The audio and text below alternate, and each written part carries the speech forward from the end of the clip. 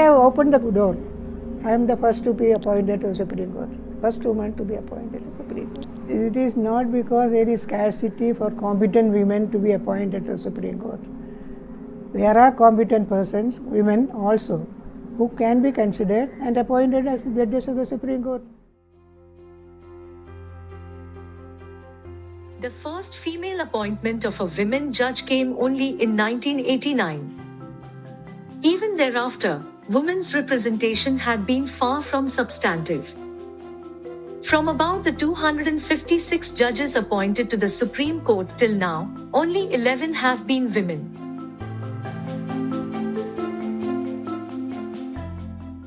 In 2021, the Supreme Court of India made a significant stride in gender representation by appointing 3 female judges simultaneously, marking a historic moment. Presently, these 3 women are the only judges among the total of 34, resulting in an 8% representation. How do you respond to ignorance of the people who claim that there is no such gender divide in the Indian judiciary? I think if we look at it, there is most definitely a gender divide in terms of representation of women in judiciary.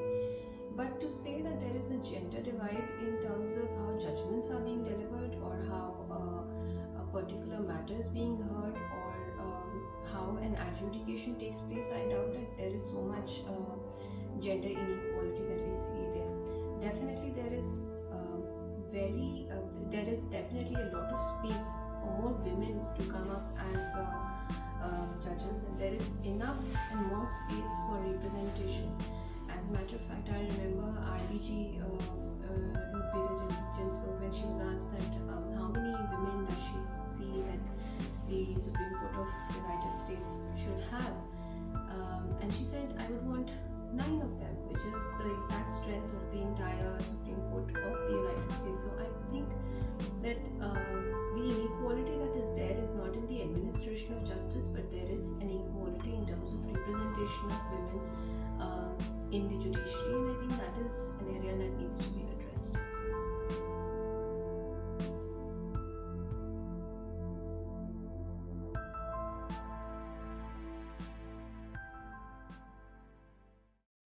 Women of the world, unite. You have nothing to lose but your chains.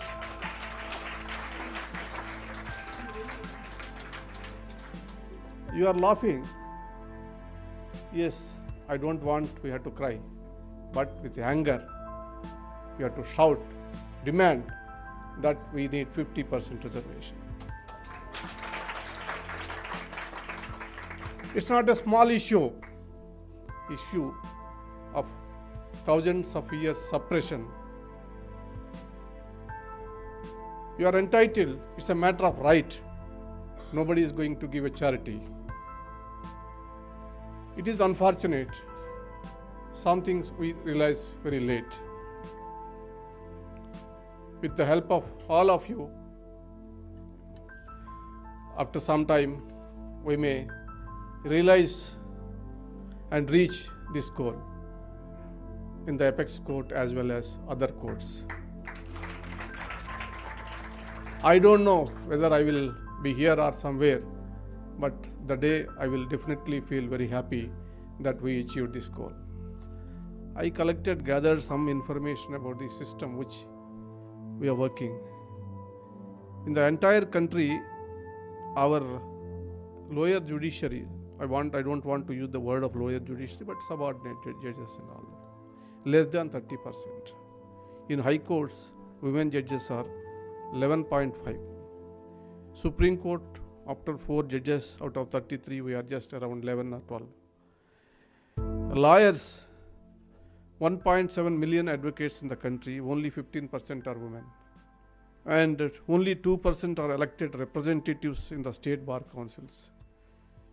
The other day, I, of course, openly have not stated with Manan Kumar Mishra, chairman of the Bar Council, but I said that, what is this in your Bar Council National Committee, not even one single lady representative? It needs a urgent correction. And people will say easy that we are all, it is difficult because of women had lot of problems, etc., etc. That's not correct.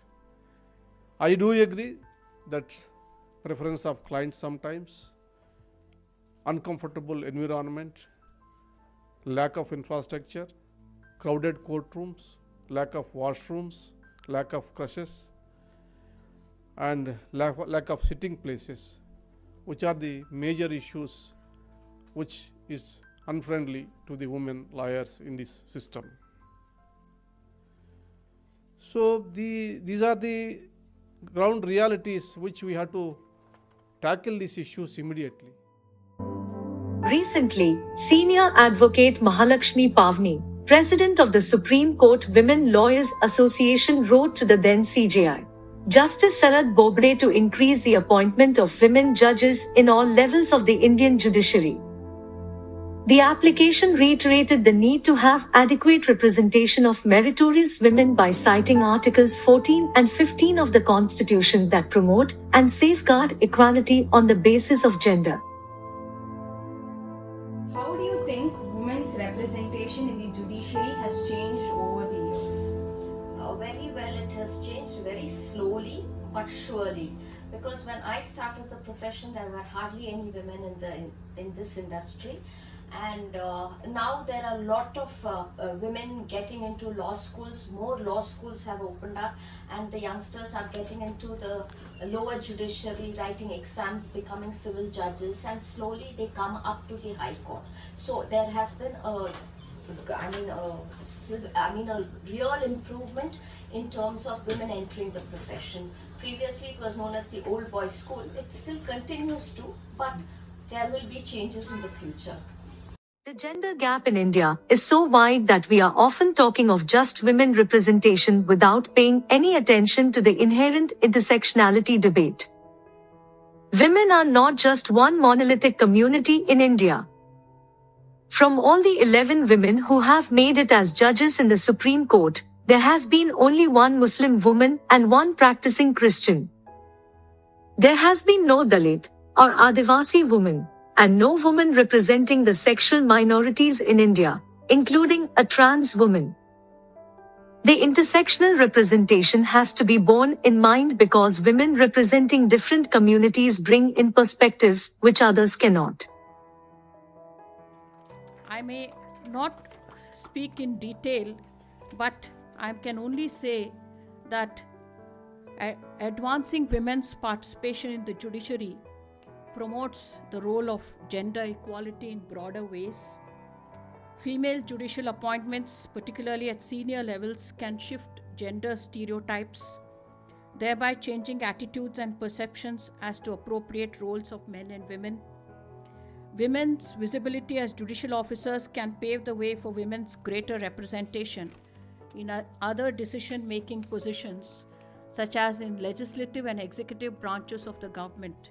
And higher numbers and greater visibility of women judges can increase the willingness of women to seek justice and enforce their right through the courts.